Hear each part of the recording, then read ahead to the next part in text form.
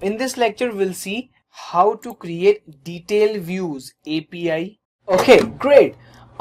This is the 12 ID and this is the API.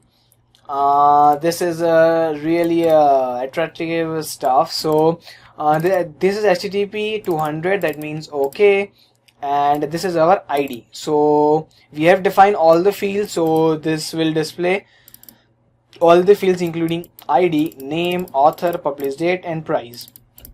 And if we enter the 1, then it will tell detail not found. That means in our admin there is no such detail of ID 1. Okay, so we need to make sure it, and the book name ID is 10, so 10, enter. Great.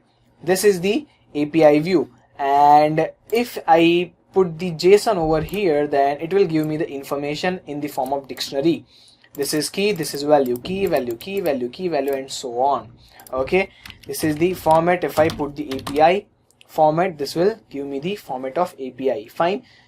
If I click on the option, it will give me the options just like name, description, renders, parses, and etc, etc. And this is the admin user. This is the permission.